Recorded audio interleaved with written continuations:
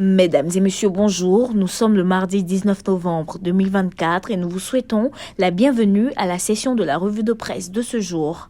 Commençons le balayage des titres avec le Jour Plus qui, faisant le point de l'opération de révision de la liste électorale, annonce que seulement 800 000 récurrents ont été enrôlés sur 4,5 millions attendus. Ce qui fait dire aux patriotes que les Ivoiriens n'ont pas soif de changement.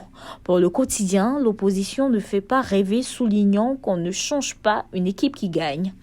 Devant ce faible engouement, l'opposition, quant à elle, parle plutôt de difficultés administratives. Le quotidien d'Abidjan nous propose des déclarations de Katina qui estime que le déplacement forcé des populations constitue un frein au succès de l'opération de révision de la liste électorale. Le nouveau réveil qui fait parler Tidiane Thiam au sorti d'une réunion du CDRP déclare qu'il faut proroger l'opération de révision de la liste électorale et que les moyens existent pour financer la prorogation. Le ministre du Budget était devant les députés pour la présentation de la loi budgétaire hier. Le mandat nous rapporte que le budget 2025 s'élève à 15 339 milliards avec une précision de croissance de 6,3% et une baisse de l'inflation à 3,7%. L'Avenir consacre sa une à la 4e édition de l'entrepreneuriat féminin, informant qu'à cette occasion, le gouvernement a dévoilé le dispositif pour l'émergence des femmes.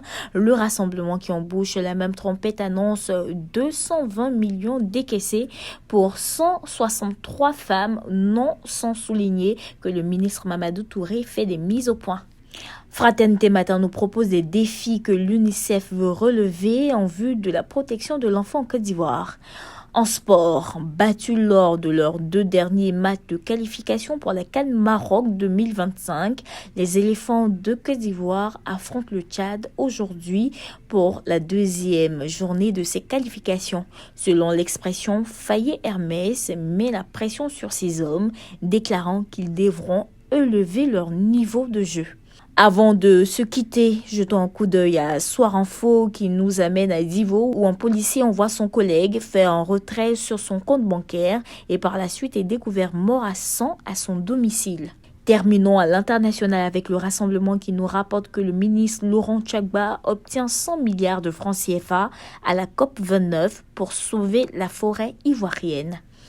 Il est bon de rappeler que tous les journaux ayant servi à la confection de cette revue de presse sont disponibles dans le réseau de distribution d'Edipresse.